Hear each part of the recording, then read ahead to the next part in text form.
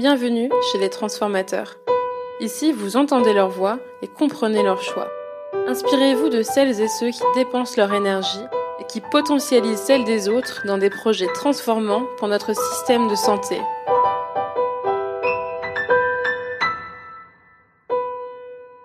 Je suis Lidwine Vaillant. J'ai écrit le livre « Réinventons le secteur de la santé » qui s'intéresse justement à ces transformateurs. Aujourd'hui, je reçois Alexandre Berkès, un transformateur engagé dans la mobilisation de l'expérience patient.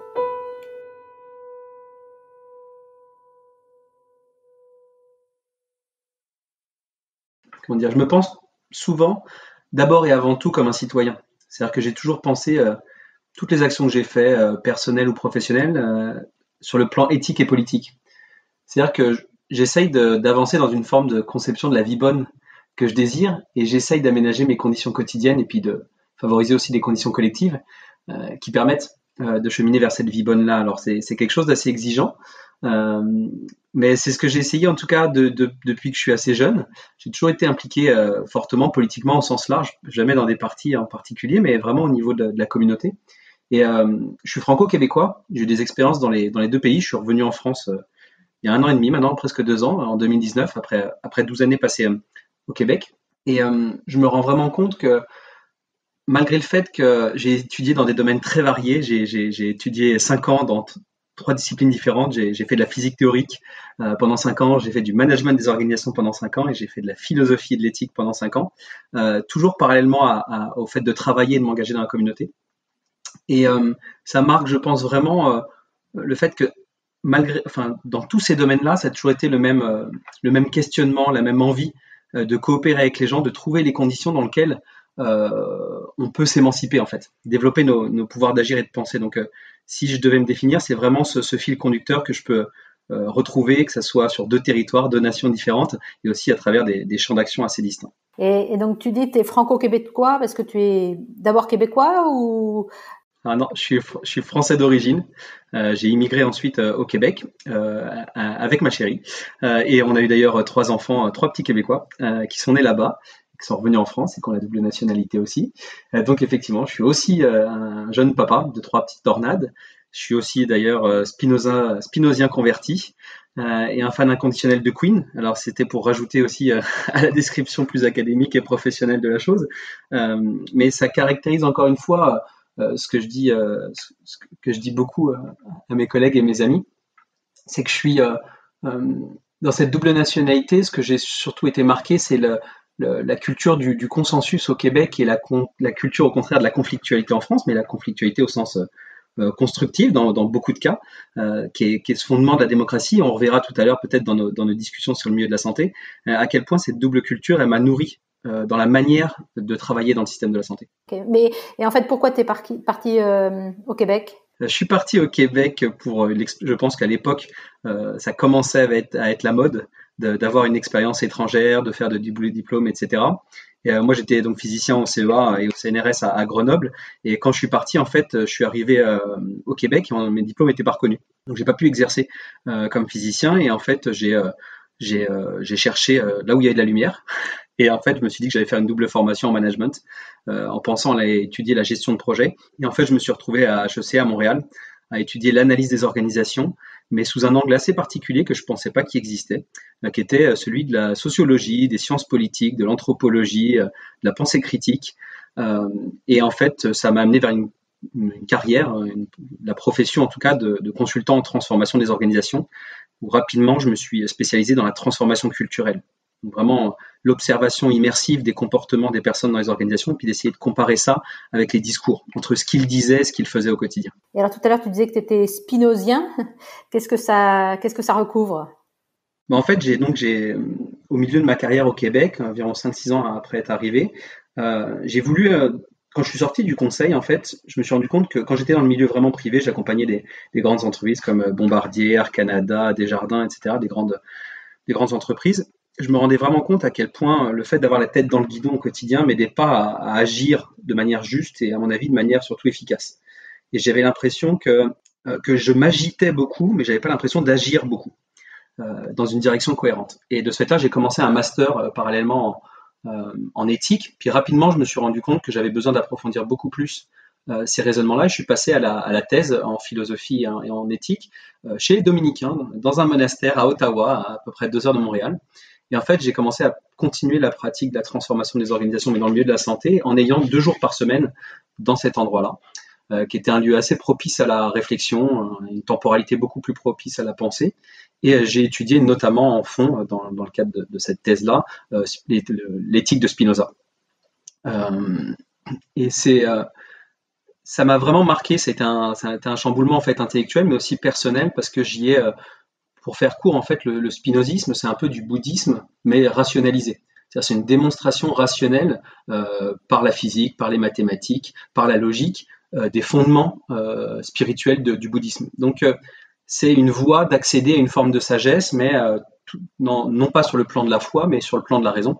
Et d'ailleurs, il les oppose pas forcément de manière négative, mais c'est une autre voie. Et de ce fait-là, moi, ça m'a beaucoup marqué parce que ça m'a apporté une forme de sérénité, une éthique de la joie, en fait. C'est une éthique qui est centrée sur l'importance de développer son pouvoir d'agir, notamment de comprendre par quoi on est déterminé au quotidien.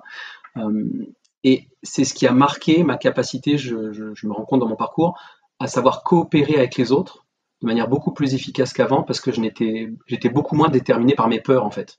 J'agissais moins avec les autres de manière à fuir quelque chose ou en essayant d'éviter certaines situations, mais vraiment pour la joie que ça me provoquait, que ça me procurait de faire ces expériences de communion, en fait, de communion au sens de former un individu d'échelle supérieure à l'échelle individuelle, comme une forme de communauté à l'échelle de 2, de 3, de 4 personnes. Donc cette éthique-là, de la joie et de l'empuissantisation, c'est-à-dire du développement des pouvoirs d'agir, ça a vraiment été marquant dans mon parcours. D'accord.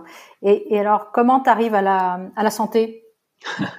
Alors j'arrive à la santé comme des fois beaucoup dans les parcours de vie, une rencontre. Je me suis retrouvé à rencontrer un homme assez extraordinaire qui s'appelle Vincent Dumez, qui est encore, donc, qui est une personne qui est hémophile, qui a été victime de l'affaire du sang contaminé dans les années 80 en France, et qui de ce fait-là a eu tout un parcours associatif, militant extrêmement riche, extrêmement marquant, qui est pour beaucoup en tout cas vecteur de sagesse, parce qu'on prend l'expérience de la finitude, de la souffrance, de l'injustice à l'échelle collective et individuelle, etc. Ça a vraiment en tout cas marqué sa vie, emprunté sa manière d'être. Et en fait, lui, la façon dont il s'est émancipé à travers tout ça, il y a une partie qui a été intellectuelle, mais aussi il y a une partie qui a été de développer sa capacité à transformer les organisations de manière à ce que les gens travaillent les uns avec les autres et évitent de faire ce qui s'est fait à l'époque, pour le dire, c'est qu'à un moment, le milieu de la santé a pris des décisions à la place des patients, pour les patients, en étant convaincu que c'était la meilleure manière de faire. Donc à l'époque, par exemple, on savait que les personnes étaient contaminées par le VIH notamment, et on a préféré ne pas leur dire parce qu'on avait peur de leur annoncer qu'on ne savait pas ce que c'était, qu'on n'avait pas de remède, et on avait peur de se mettre dans une position qui allait les rendre encore plus en difficulté. Donc en fait, on a préféré ne pas le dire, et beaucoup d'entre eux, notamment les hémophiles, en fait, étaient surcontaminés par le VIH pendant des mois et des mois, pendant que les professionnels de santé le savaient. Ces personnes-là ont par exemple contaminé des proches, notamment leurs femmes ou leurs hommes, dans leur vie intime, dans leur vie sexuelle et autres. Et en fait, ce bris de confiance assez important qu'il y a eu dans ce milieu-là et dans ces années-là, c'est-à-dire d'avoir des professionnels qui, pour la majorité, étaient bien intentionnés et essayaient de faire la chose qu'ils considéraient être la bonne chose, ça a rapidement été considéré comme un acte assez injuste et qui a marqué tout un tournant dans la vie associative en France, dans le milieu de la santé. Le fameux rien sur nous sans nous, et de dire certains d'entre vous étaient peut-être bien intentionnés, vous vouliez peut-être bien faire, mais en fait, à ce moment-là, vous ne pouvez pas faire autrement que de le faire avec nous. Parce qu'en fait, vous ne pouvez pas connaître quelles sont nos priorités à ce moment-là dans nos vies et les choses qu'on veut éviter. Donc c'est une personne qui est passée à travers ce cheminement-là, qui a immigré au Québec et que j'ai rencontré au Québec. Et le jour où on s'est rencontrés, on a tout de suite une appétence pour des sujets communs assez marqués. Et en fait, 6 mois après, au moment où il quittait le milieu privé pour aller à la faculté de médecine de l'Université de Montréal, en fait, j'ai été embauché comme chef de projet de la réforme du programme de médecine. Et c'est là qu'on a commencé à coopérer ensemble en 2010. D'accord. Et donc, du coup, après, ton action s'est orientée vers quel champ? En fait, rapidement, à partir de cette expérience-là, dans cette transformation, l'objectif, c'était d'impliquer des personnes concernées. Donc, en fait, il y avait des patients et des aidants, qu'on appelait partenaires, qui étaient des personnes avec une expérience assez significative de la vie avec la maladie, et notamment des soins et services de santé, qu'on a commencé à impliquer dans la réforme du programme de médecine et dans l'enseignement aux étudiants de la première à la neuvième année de médecine. Et en fait, on a eu un réflexe, parce qu'on a été tous les deux des consultants dans la vie précédente, c'est qu'on a eu le réflexe d'essayer de modéliser ce qu'on a fait, c'est-à-dire de comprendre quels étaient les principes méthodologiques qui faisaient en sorte que dans certains cas ça marchait, dans d'autres ça marchait moins.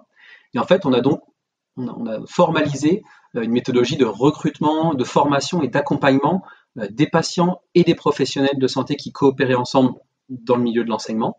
Et on a appelé ça le modèle de Montréal, qui est aujourd'hui connu sous cette appellation et qu'on entend régulièrement dans le milieu de la santé.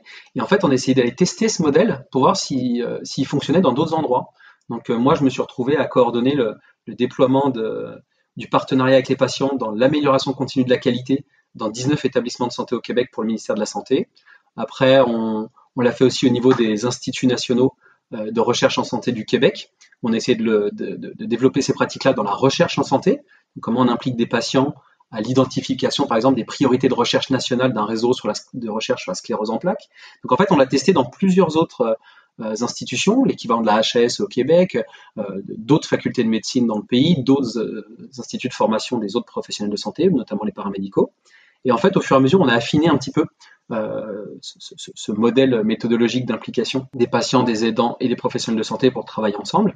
Et j'ai fait ça pendant une dizaine d'années à l'Université de Montréal. Et de ce fait-là, je m'occupais quelques années après de l'école du partenariat de l'Université de Montréal. Et donc là, ça consistait en quoi? Ça consistait à former des patients à être dans ce partenariat de soins ou à les incapaciter justement à prendre leur place? La majorité d'entre eux, en fait, on est parti avec ceux qui savaient déjà coopérer dans leurs soins, ceux qui savaient déjà prendre leur place dans les institutions de la santé, ceux qui, en fait, ce qui est le postulat premier du modèle de Montréal, notamment, c'est de dire que pour le système de santé, il faut déjà prendre conscience qu'on a des patients et des aidants à l'échelle nationale qui sont déjà des acteurs à part entière de leurs soins et même du système de santé.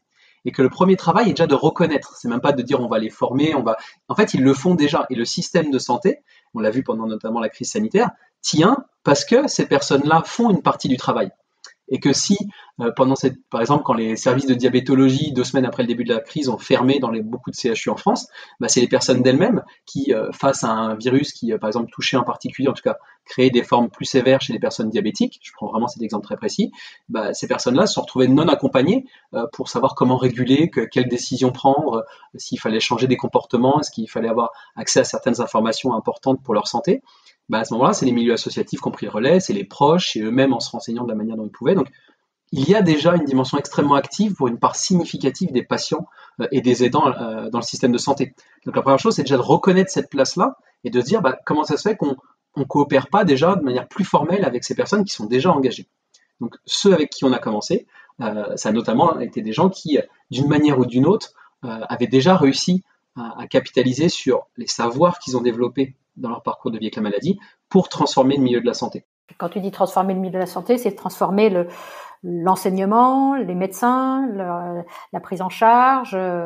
Ça touche, j'imagine, plein de dimensions. Alors, effectivement, c'est une réflexion de ce que moi j'appelle écosystémique, c'est-à-dire que notre finalité, c'est le développement des pouvoirs d'agir des individus, de chaque citoyen, qu'il soit même patient ou pas patient. C'est-à-dire que toute personne qui prend soin d'elle au quotidien, qui doit développer des compétences lui permettant de prendre soin d'elle ou des personnes qui dans son entourage, on considère que l'objectif, c'est de créer les conditions dans lesquelles elle va pouvoir le faire le mieux possible. Donc déjà dans un système qui reconnaît qu'elle peut être acteur de ses propres soins, qu'elle peut l'être pour des autres, mais notamment un environnement qui favorise le développement de ses compétences. Donc ça peut être, on l'a fait, soit donc on peut avoir des patients enseignants par exemple, je prends des exemples concrets à l'Université de Montréal, donc qui co-animent des ateliers d'éthique clinique à des étudiants de médecine de 7e année pour les aider au moment où ils reviennent de leur stage clinique et intensif à revenir sur ces expériences-là.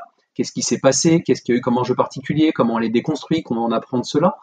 Donc ils co-animent ce genre d'atelier d'éthique clinique. On peut avoir donc des patients enseignants aussi, mais dans d'autres disciplines, ça va être avec des kinés, des ergos, des podologues, des cadres de santé, etc. Sur, par exemple, comment on intègre l'expérience des usagers, par exemple avec des cadres de santé, pour améliorer l'offre de soins dans un service d'urologie, par exemple. Donc, comment on part directement de l'expérience des usagers et comment on travaille avec eux pour le faire. Donc ça serait la partie enseignement. Mais les patients aujourd'hui, ce qu'on appelle les patients partenaires, sont aujourd'hui aussi impliqués dans, par exemple, à la Haute Autorité de Santé, sur comment on crée des politiques publiques qui favorisent l'encapacitation de chacun, des professionnels de santé comme des patients. Donc ça peut être aujourd'hui, il y a un cadre, il y a une recommandation de la Haute Autorité de Santé qui a été produite par un groupe de patients et de professionnels dans lequel je faisais partie d'ailleurs, où justement on a mis un cadre favorisant ça. C'est-à-dire qu'un professionnel qui aujourd'hui, par exemple, veut intégrer des patients ressources dans son service d'oncologie, des personnes qui vont soutenir d'autres patients qui commencent une chimio, par exemple, et eux l'ont déjà faite, ont déjà une expérience de celle-ci. Comment moi, en tant que professionnel, je peux favoriser ces coopérations entre pairs, par exemple? Aujourd'hui, on a un cadre de politique publique qui le favorise. Et ça, c'est dû à la contribution de patients qui ont été travaillés à la HS pour favoriser ce cadre-là. On a aussi des patients qui travaillent dans la recherche. Par exemple, là, en ce moment, j'accompagne un projet sur un réseau national de sclérose en plaques, de recherche sur la sclérose en plaques. Et là, c'est comment on intègre des patients qui font en sorte que ce n'est pas uniquement un groupe de chercheurs qui définissent ce qu'on fait avec l'argent public en matière de recherche sur la sclérose en plaques. Parce que sinon, sans que ça soit des mauvaises personnes, on est forcément orienté à chercher des sujets qui nous stimulent intellectuellement plus, sur lesquels ça sera peut-être plus facile de publier, parce que ces personnes-là sont prises avec des injonctions institutionnelles assez importantes. Et c'est sûr que si on n'est pas de ce fait-là avec des personnes concernées qui nous expriment leurs propres besoins, agrégés sur des grandes quantités de personnes et autres, j'ai beau faire un questionnaire au bout de, par exemple, auprès de 10 000 personnes vivant avec la sclérose en plaques, au moment où ça arrive dans une table de discussion où il y a 10 chercheurs, et en fait, le réflexe, parce qu'on est tous structurés de cette manière-là, c'est qu'on va retenir de ces informations exprimées par les patients ce qui fait sens dans notre propre paradigme à nous. Donc en fait, on va filtrer une grande partie des informations qui ont été exprimées, même si elles sont bien là, devant nous, disposées. La personne qui va en avoir fait la synthèse, qui va l'avoir structurée, l'aura fait d'une manière où on perd un peu la valeur ajoutée, enfin je dis un peu, c'est entre guillemets, on perd une grande partie de la valeur ajoutée de ce qu'on a été cherché par cet effort démocratique en fait.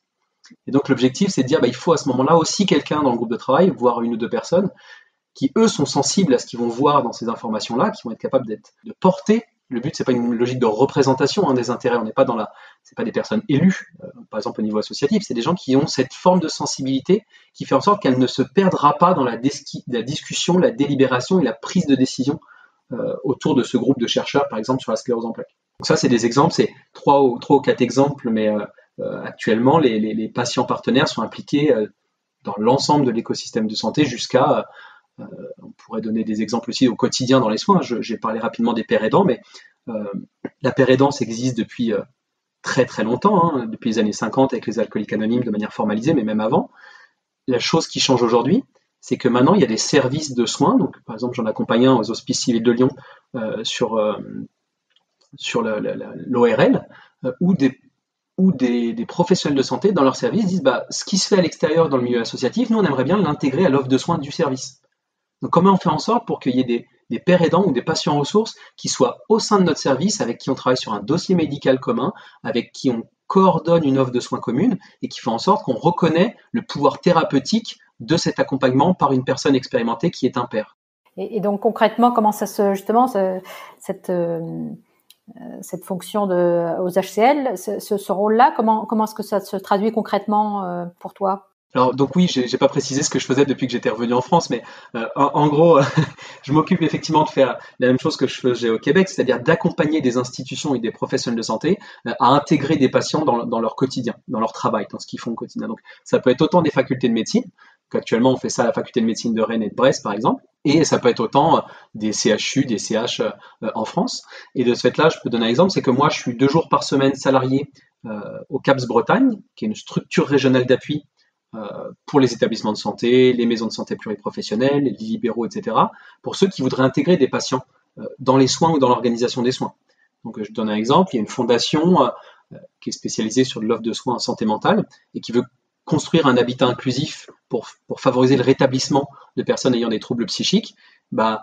Ils sollicitent notre structure pour dire est-ce que vous pouvez nous aider à identifier des personnes concernées qui ont déjà fait un parcours de rétablissement en santé mentale et que vous pourriez nous aider à intégrer dans le projet de création de cet habitat inclusif. C'est un habitat dans la communauté où des citoyens vivent, mais où des personnes qui ont des enjeux de santé psychique commencent à se rétablir au fur et à mesure. C'est-à-dire, ils sont réinsérés dans la société, mais en même temps dans un environnement favorable et bienveillant pour ça, où on peut être plus attentif à des éventuels besoins de réhospitalisation ou d'autres soutiens alternatifs.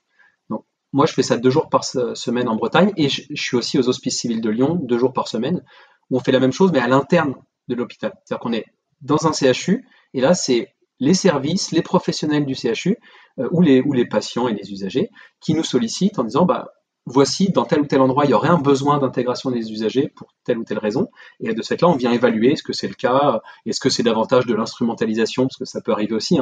Quelqu'un qui dit moi, j'arrive jamais à convaincre mes patients de faire telle ou telle chose. Est-ce qu'on pourrait en identifier un ou deux qui leur dirait avec la légitimité du père ce que moi je pense, et puis comme ça les convaincrait davantage.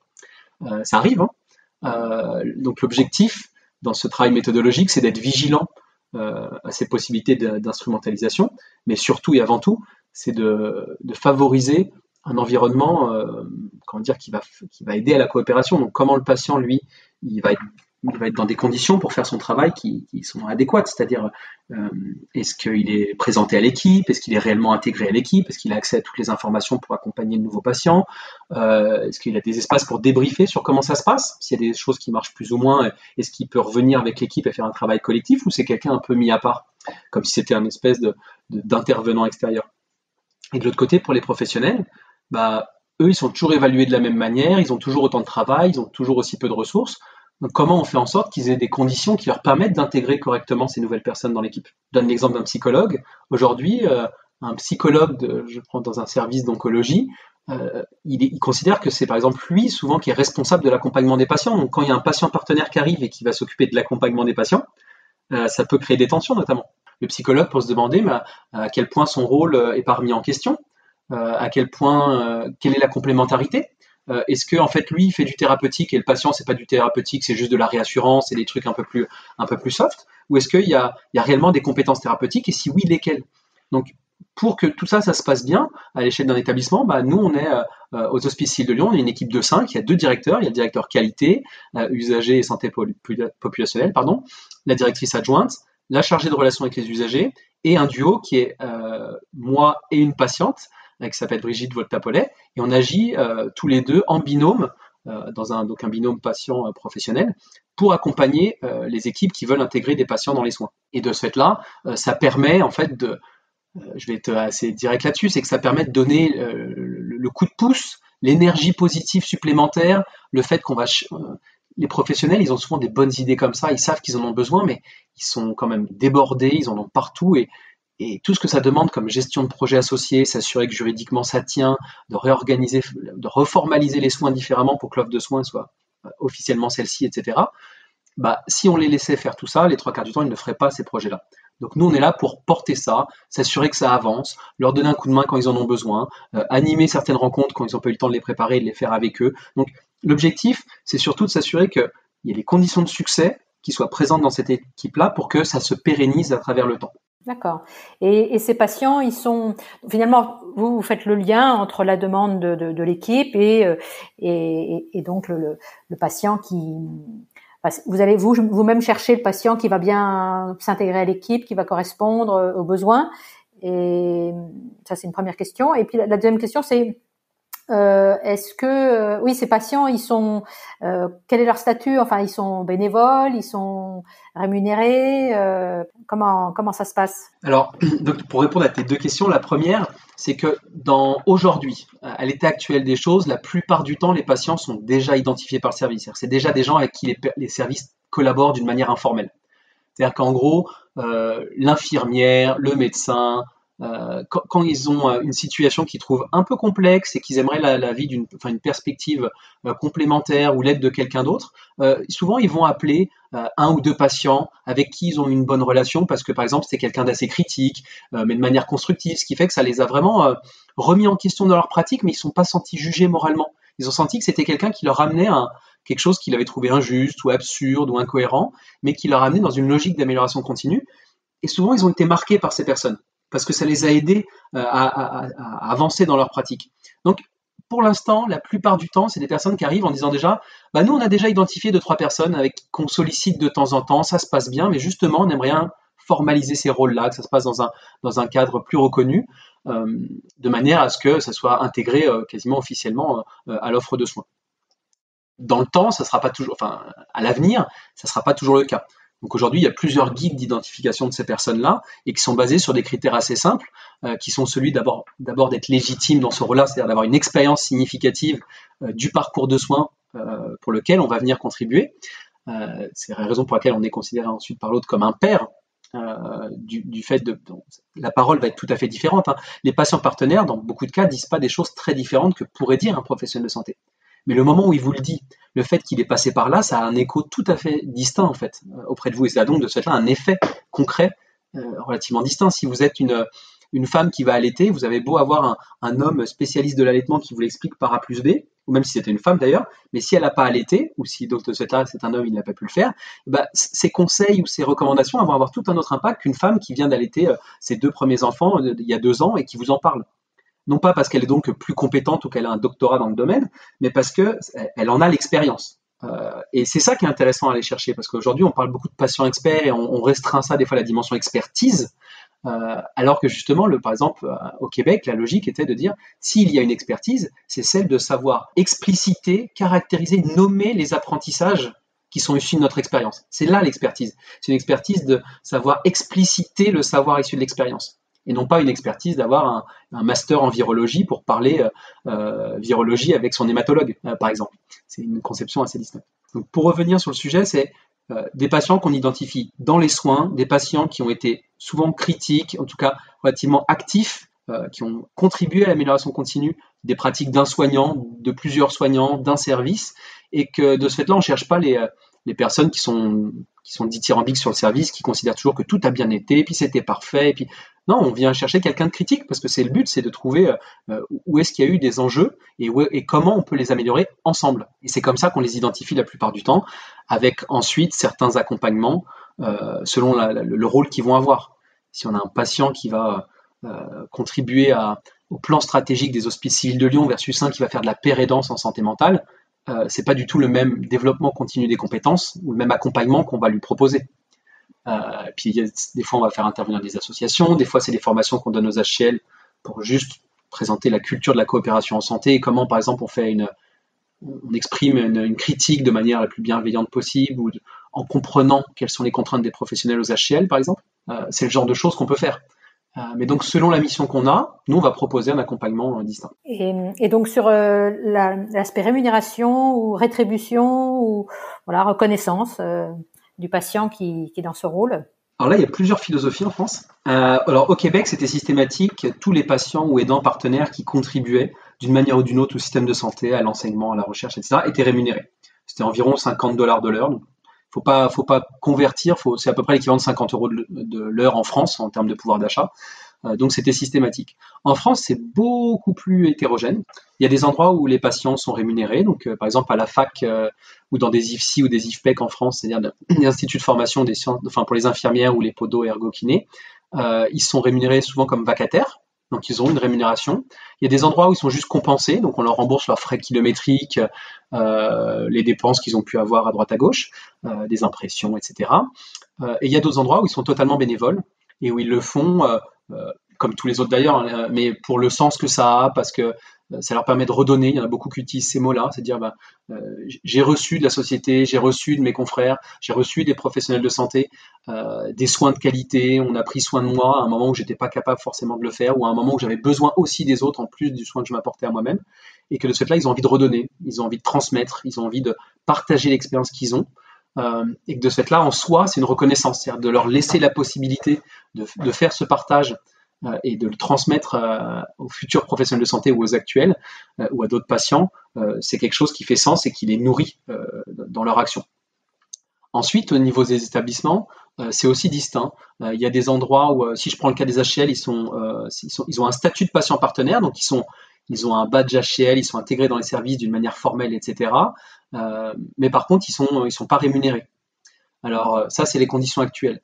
Moi, je milite Ça, c'est mon côté citoyen. Je peux, à l'intérieur des Hospices Civils de Lyon, j'essaye de le faire aussi, mais le choix pour l'instant institutionnel est de ne pas les rémunérer. Moi, mon but, c'est de cheminer dans cette direction-là. Parce que je trouve que ça fait partie de la reconnaissance. Et l'objectif, c'est au moins de le proposer à tout le monde. Et ensuite, si les personnes le refusent, ça, c'est leur choix. Mais qu'on le propose au moins de manière systématique. Parce qu'il y en a qui, par exemple, demandent à ce qu'on le donne cet argent-là à une association. Dans d'autres structures en France, par exemple, si je parle au CAPS Bretagne, là où je suis, là, on les rémunère pour certaines démissions. Là, ils peuvent choisir soit de le redonner à une association, soit de l'avoir sur une autre. Il y a d'autres manières de le faire. On peut le faire en frais de mission, par exemple, ça ne joue pas sur les revenus. Mais il y en a plusieurs qui ont des allocations sociales qui ne leur permettent pas de recevoir des revenus également. Plusieurs patients ou personnes en situation de handicap qui sont dans cette situation. Mais je pense que globalement, à l'échelle française, moi en tout cas, je milite pour qu'on permette de manière systématique à ces personnes-là qui contribuent de manière significative à la transformation du système de santé d'être reconnus, déjà officiellement, formellement dans leur rôle, et deuxièmement, d'être rémunérés à la hauteur de leurs compétences. Puis, je vais juste partager un exemple simple, c'est que je me retrouve régulièrement dans des réunions, par exemple au niveau gouvernance, où là, autour de la table, il y a 8 personnes, 7 professionnels de santé, l'animateur, donc là c'était moi en l'occurrence, et 3 patients. Les 3 patients ont lu tous les documents avant, sont préparés, ont des propositions de réponse aux questions qu'on a posées en amont. Et là, j'ai autour de la table 7 professionnels de santé sur leur ordinateur, leur téléphone, en train de répondre à des courriels et des textos. Et eux sont rémunérés pendant que les patients surpréparés qui sont là et contribuent activement à la discussion sont là bénévoles. Donc, au bout d'un moment, il y a une asymétrie qui se fait. Et dans le continuum, là je viens de rajouter ça, mais on peut rajouter ceux qui sont salariés aujourd'hui. Il y en a certains qui sont intégrés de manière salariée aux établissements de santé ou à des instituts de formation. Et de ce fait-là, c'est une pratique, c'est l'autre bout du continuum, c'est aller jusqu'au bout. Et le seul point de vigilance qu'on se donne à ce moment-là, c'est d'être attentif aux enjeux d'instrumentalisation, mais plutôt d'institutionnalisation. C'est-à-dire à quel point après on continue à bénéficier d'un regard extérieur quand en fait les gens avec qui on travaille sont nos collègues et dans certains cas, ça dépend des cultures, moi c'est pas trop une difficulté, mais pour certains ça l'est, c'est que exprimer une critique plus fondamentale, plus compliquée, enfin plus profonde en termes de remise en question à des gens qui sont devenus nos collègues du quotidien, ça peut être plus compliqué pour certaines personnes. Alors après, dans les patients partenaires que je connais aujourd'hui, la majorité sont plutôt des gens qui sont très à l'aise à exprimer leur point de vue de manière critique et constructive. Donc pour cela, je pense pas, mais si on déploie ça à large échelle, je pense qu'on aura plus d'hétérogénéité sur cette capacité-là à résister à une forme d'institutionnalisation. Et finalement, en France, il y a, enfin, je veux dire, c'est une pratique qui est quand même assez. Toi, tu cites les HCL, tu cites donc le CAPS Bretagne à Rennes. Et c'est une pratique qui est assez peu répandue d'impliquer de cette façon, de façon aussi approfondie et puis respectueuse et donc le patient. Est-ce qu'il y a d'autres exemples tu sens que c'est un mouvement qui grossit, qui s'amplifie ou qui au contraire fait peur Non, je pense que d'une manière ou d'une autre, c'est le sens de l'histoire pour plusieurs raisons. Pour plusieurs raisons. Alors, il y en a qui sont plus inquiétantes que d'autres. Je vais commencer par les inquiétantes, comme ça on les aura en tête au moins. Ça peut être vu comme une forme aussi je le disais tout à l'heure presque à la blague, mais le fait en ne répondant pas j'ai déjà entendu des professionnels de santé qui disent moi j'aimerais bien avoir un patient ressource dans le service parce que lui au moins il aura le temps d'écouter les patients ou de faire une partie du travail que moi j'ai pas le temps de faire. Donc autant je trouve ça intéressant à court terme de répondre à la demande de ce professionnel-là quand même, qui est de dire effectivement actuellement les patients qui sont dans votre service et qui ont besoin de ce temps-là ne l'ont pas, ça peut être une solution mais qui pallie de manière provisoire. C'est-à-dire que si vous me partagez cet enjeu-là, c'est qu'il y a un problème d'organisation du temps, d'organisation des soins, et on ne peut pas juste mettre des patients partenaires, par exemple dans ce cas précis, pour compenser ce problème-là, sans parallèlement travailler à ce qui a causé cette incohérence, ou pas cette incohérence, mais cette inadéquation de l'offre de soins par rapport aux besoins des personnes dans le service.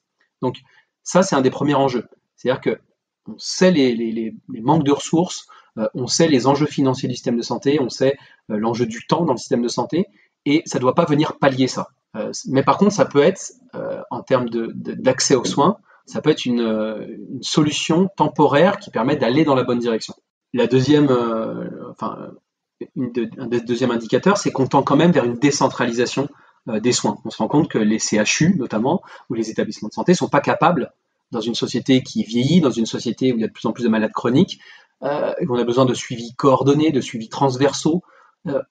On se doute que de toute façon, il y a une décentralisation de l'accompagnement dans le soin et du soin de manière générale.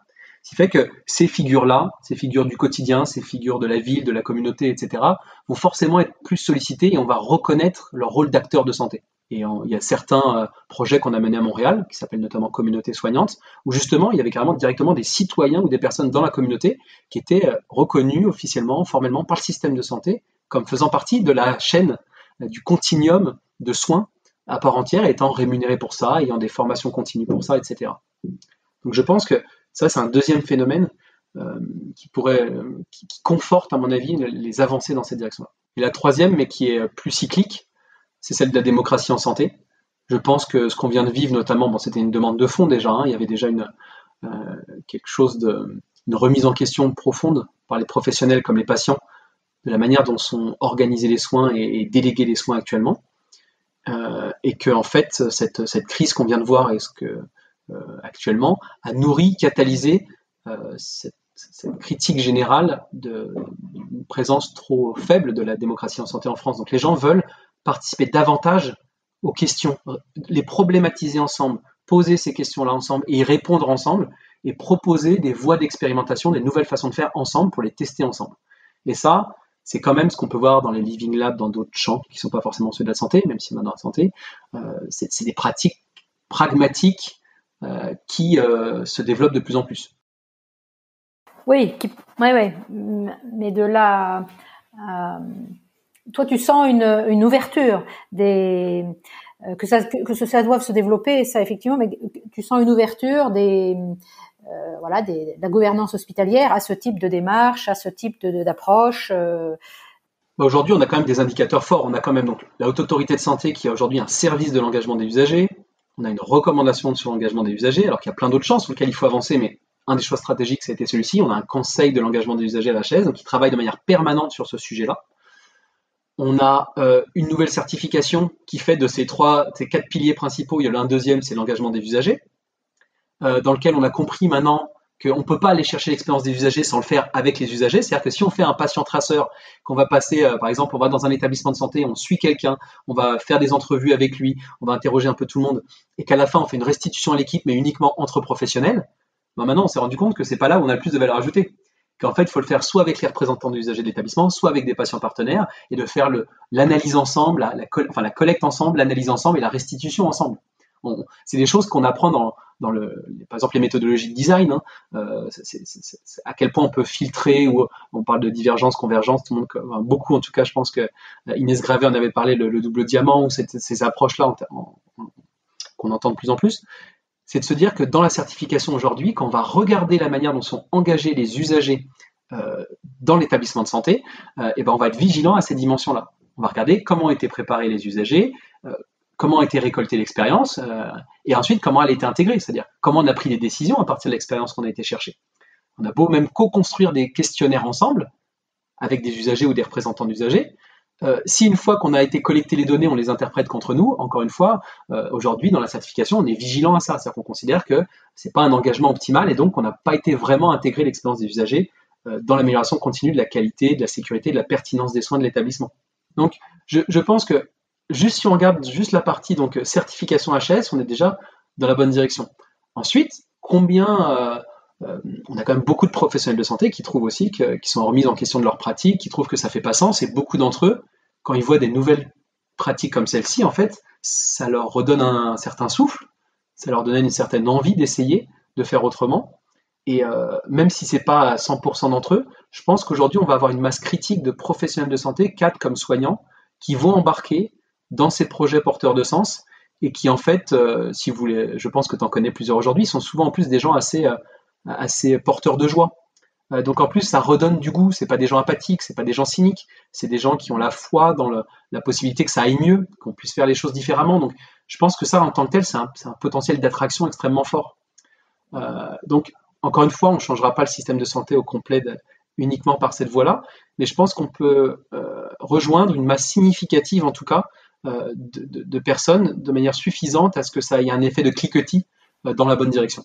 Alors maintenant, si on revient à toi, c'est quoi si tu devais définir ta raison d'être, tu dirais quoi? Tu en as un petit peu parlé au début, mais comment tu la formulerais?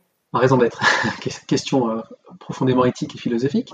Ma raison d'être, ouais, je pense que de manière cohérente avec ce qu'on a dit tout à l'heure en début de discussion sur l'éthique spinoziste, de la joie et de l'encapacitation, donc du développement des pouvoirs d'agir. Moi, ce que j'essaye, je crois que à chaque fois que j'ai une rencontre dans ma journée, vraiment des rencontres quotidiennes ou lorsque j'enseigne, ou je fais des conférences ou ce genre de choses, ce que j'aime, c'est réussir à faire à l'autre l'expérience de la joie qui, moi, m'habite en fait au quotidien. Je me sens, je pense avoir eu un parcours qui m'a permis d'avoir rencontré des personnes qui étaient porteurs de ça, des gens très peu déterminés par leur peur et donc qui agissaient plus à partir d'une intention positive, quelque chose qui les amenait à vouloir faire quelque chose de désirable plutôt que de fuir des choses non désirables. Et de ce fait-là, souvent on a la chance d'être beaucoup moins dans le contrôle et être beaucoup plus dans l'ouverture à l'autre et plus facilement généreux parce que on a l'impression qu'il y a une forme d'abondance qui nous entoure. Alors c'est quelque chose de très philosophique, on l'entend, mais quand on le ressent après, qu'on en fait l'expérience corporellement et pas juste rationnellement en lisant certaines choses, moi de ce fait-là, à chaque fois que j'ai l'occasion d'être en relation avec quelqu'un, j'essaye de lui faire ressentir ça. Donc par tous les moyens, que ça soit à travers la nourriture, en cuisinant, en ayant une discussion sympathique entre amis, en enseignant un cours, en accompagnant une rencontre de projet hyper formel et autres, même à travers ça, mon leitmotiv, ma motivation première souvent, elle est de essayer d'aller avec lui vivre cette expérience-là pour qu'ensuite il ait davantage confiance au fait que ça peut être une manière de fonctionner au quotidien. Et qu'il n'y a pas besoin de tout le temps de se méfier des autres, d'avoir peur d'être utilisé par les autres, d'avoir peur que l'autre nous pique quelque chose, et qu'au contraire, c'est davantage dans cette générosité permanente qu'on attire vers soi et avec soi des personnes pour réaliser les projets qui font sens pour nous. Très intéressant, inspirant.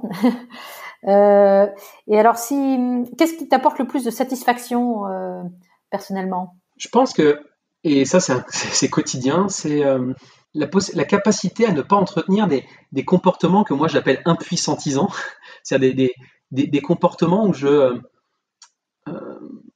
je m'améliorerai pas en fait, des choses où, par exemple, quand quelqu'un t'agresse, quand quelqu'un vient vers toi de manière non constructive, ce qui m'apporte le plus de satisfaction, c'est quand je ne réagis pas à quelque chose, quand j'arrive à agir dans une situation. Et ça demande, je m'y efforce depuis des années, mais c'est d'un compliqué de réussir à prendre le recul, accueillir ce que la personne vient d'exprimer, soi-même essayer de voir ce que ça a fait en soi et de se dire, mais en fait, c'est pas à moi qui parle. Il n'est pas en colère contre moi. Il est en colère contre une situation, contre lui. Et de ce fait-là, j'ai pas à réagir à ce niveau-là. J'ai pas à me sentir blessé, agressé, et donc soit à me défendre, soit à l'agresser. Mais juste accueillir ce qu'il vient de dire et répondre à ce qu'il y a de sous-jacent plutôt qu'à la manière dont ça s'est manifesté. Donc moi, personnellement, au quotidien, ce qui vraiment m'apporte de la satisfaction, c'est le fait de réussir dans ces situations-là à pas être en mode réaction, de pas avoir réagi, mais d'avoir réussi à agir. Et je disais tout à l'heure aussi, je pense ce qui vient juste après, c'est que souvent, quand on arrive à être davantage dans l'action et l'intention, ce qui me satisfait, c'est quand j'arrive à faire cette expérience que je disais tout à l'heure de la communion. C'est de réussir à former momentanément, temporairement, une forme d'entité qui est supérieure à moi-même.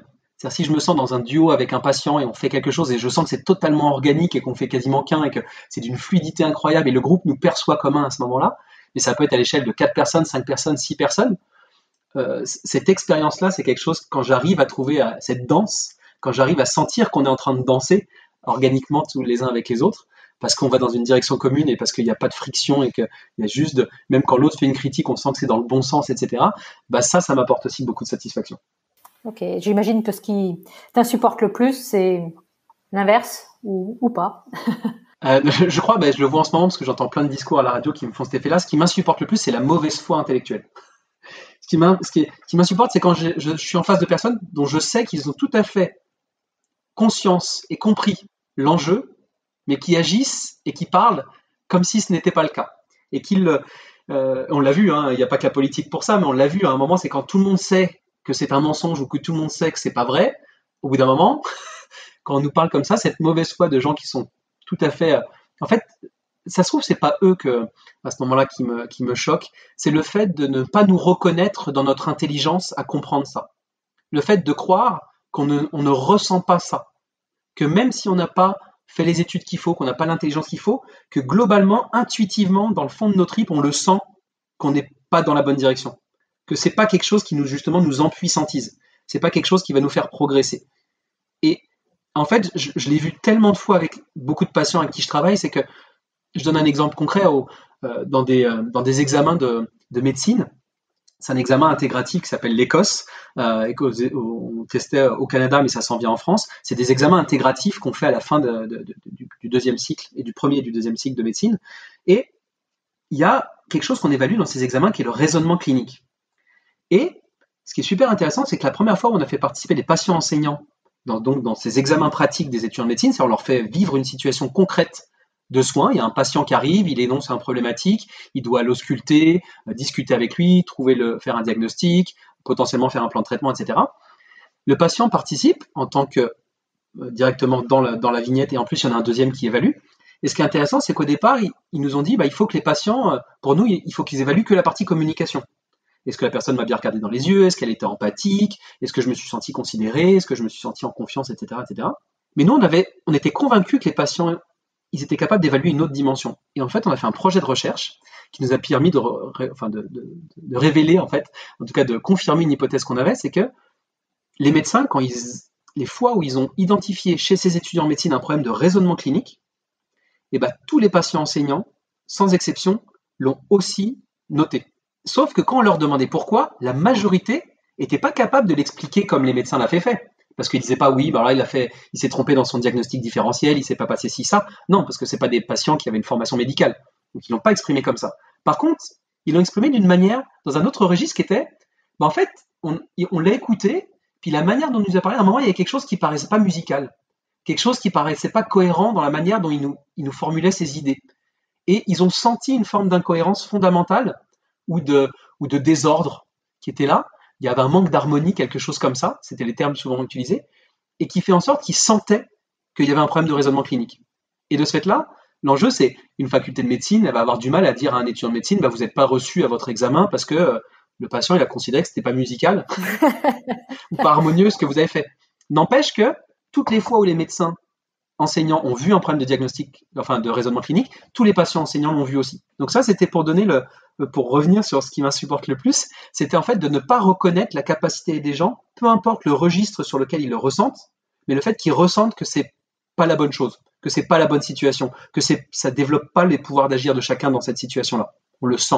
Et quel conseil tu donnerais à ceux qui voudraient faire bouger les lignes, justement en termes de transformation du système de santé français?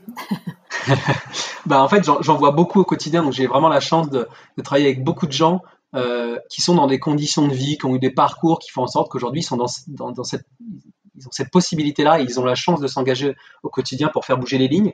Mais ce que je trouve le moins présent, par contre, c'est la conscience de la responsabilité qui vient avec. C'est-à-dire que souvent on considère que parce qu'on fait la bonne chose, parce qu'on est animé par des valeurs morales qui ont l'air désirables socialement, parce qu'on s'y efforce en travaillant 70 heures semaine, 80 heures semaine, parce qu'on fait plein de choses dans tous les sens, que donc forcément c'est positif. Et de ce fait-là, à chaque fois je leur dis, mais c'est de travailler avec eux sur, est-ce que tu es sûr justement qu'on n'est pas dans la réaction ou dans l'agitation plutôt que dans l'action? À quel point, à quel besoin tu réponds?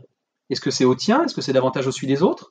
Donc, quelle est la boucle de rétroaction qui te permet de valider l'hypothèse sous-jacente qui est à tes actions, qui est que si cette semaine, par exemple, j'ai fait 3 conférences sur le partenariat avec les patients dans l'enseignement, est-ce que je l'ai fait davantage pour moi, pour la reconnaissance que ça me donne, le plaisir que j'ai à partager ces projets-là, etc. Mais est-ce que ça contribue réellement, concrètement, utilement aux patients qui veulent enseigner dans des facultés de médecine ou dans d'autres institutions de formation? Et même directement, c'est ensuite, est-ce que ça permet aux professionnels qui ont suivi ces conférences-là, qui ont permis à des patients d'être enseignants, est-ce que ces professionnels-là vont favoriser le partenariat dans les soins une fois qu'ils vont être avec des patients, concrètement? Et donc, pour les personnes qui actuellement bougent les lignes dans le milieu de la santé, notamment, ce que je vois le plus, c'est ce travail qu'on peut avoir les uns des autres, d'être nos propres garde-fous, d'agir toujours de manière collective pour qu'on ne considère pas que parce qu'on est animé par de bonnes intentions, c'est donc intrinsèquement positif. On l'a vu dans le champ du développement international, le nombre de personnes des pays occidentaux bien intentionnées, très compétentes, mais qui ont essayé d'aller émanciper les autres de leur manière, la manière de eux considérer être l'émancipation, on a vu qu'il y a eu il y a eu des enjeux majeurs en termes démocratiques déjà, premièrement, c'est-à-dire à quel point c'est les peuples eux-mêmes qui ont décidé comment ils voulaient s'émanciper, dans quelle direction ils voulaient s'émanciper et avec qui ils voulaient s'émanciper. Et deuxièmement, on a vu que des fois, malgré tout, ça causait, il y avait des effets secondaires indirects, non intentionnels, mais qui étaient relativement néfastes pour ces populations-là. On l'a aujourd'hui observé empiriquement, documenté, mais de manière exhaustive dans le milieu du développement international, développement notamment économique. Pourquoi ces apprentissages-là, ces points de vigilance, on les aurait pas de manière aussi accrue dans nos consciences lorsqu'on essaye de faire bouger les lignes du système de santé?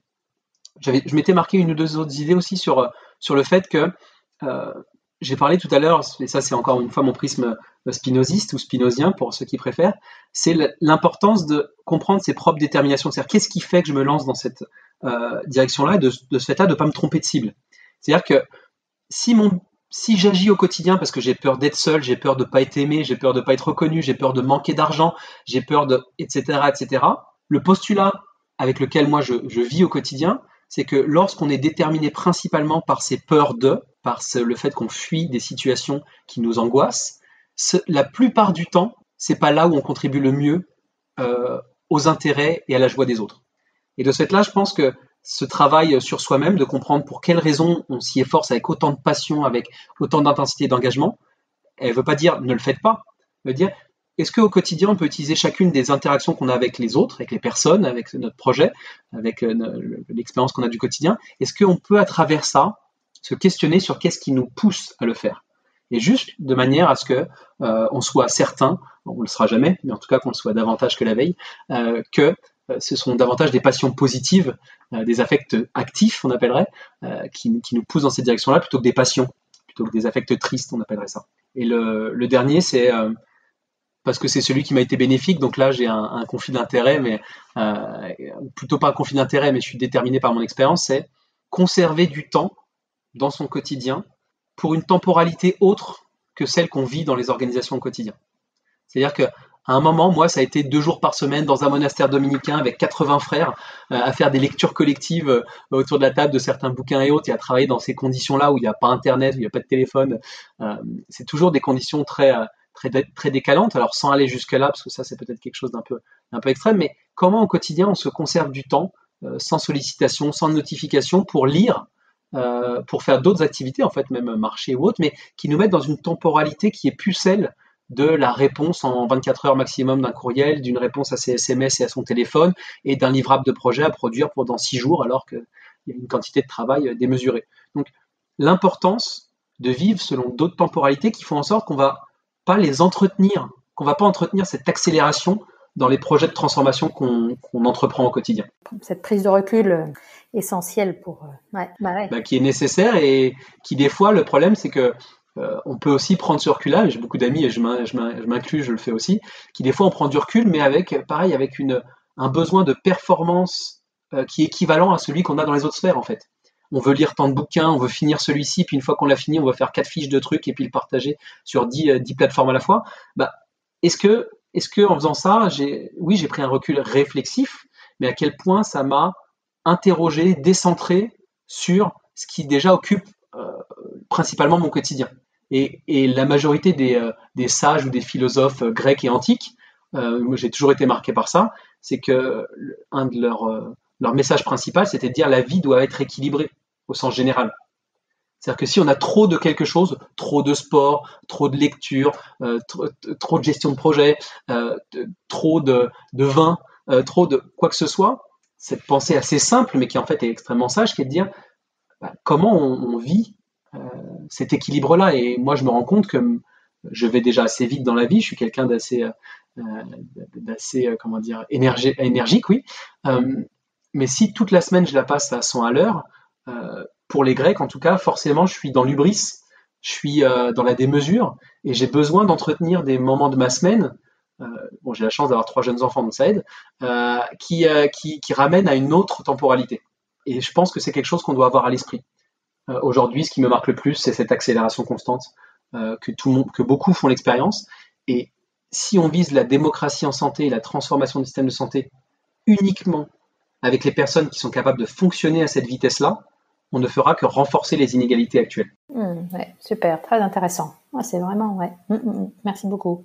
Et alors, dernière question, qui tu nous recommanderais pour un prochain épisode et pourquoi? Justement, ça, j'ai bien réfléchi à ça et en fait, comme je disais tout à l'heure, j'ai la chance de coopérer au quotidien avec plein de personnes que je trouve vraiment admirables en fait et inspirantes. Donc, c'était difficile de me dire, attends, tiens, qui est-ce qui permettrait de passer un message qui marquerait les autres, qui les emprunterait dans justement une temporalité différente, une texture distincte, etc. Et moi, j'ai pensé à Fabienne Ragingir, qui est une patiente enseignante, qui est patiente experte aussi en ETP d'ailleurs, et qui a cofondé Savoir Patient, qui est un des collectifs les plus actifs en France sur les pratiques de coopération en santé entre professionnels de santé et patients ou aidants partenaires. Et j'ai clos avec elle, j'ai fait la clôture du dernier colloque international sur le partenariat avec les patients. Je l'ai clos avec elle, on l'a fait en duo. On avait préparé ça à 19, on était un collectif de 19 personnes Oui, je l'ai vu. Qui avons préparé la conférence de clôture de ce colloque. Et c'est celle avec qui j'ai fait cette fermeture. Et je pense qu'elle incarne fondamentalement ce que j'ai essayé de vous dire en filigrane et même assez explicitement en fait à plusieurs reprises, c'est cette éthique de la joie et de la générosité. Et pour moi, Fabienne, elle l'incarne pleinement. Et je pense qu'elle donne envie.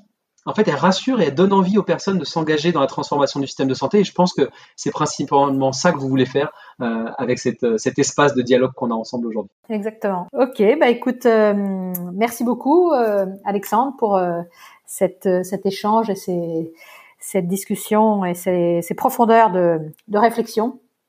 Vraiment, c'était passionnant. Merci à toi. Merci à toi et puis merci à l'équipe aussi. Comme je te l'ai dit tout au début, ces espaces-là, le fait de pouvoir préparer un échange comme celui-ci, ça permet toujours justement de voir si on est davantage aligné sur son intention. Et ça permet aussi de voir qu'est-ce qui y a encore, quelle est l'ampleur, la nature et l'envergure du cheminement à parcourir. Alors je te remercie de m'avoir permis de faire ce travail-là. Merci d'avoir écouté cet épisode des Transformateurs. J'espère qu'il vous a plu.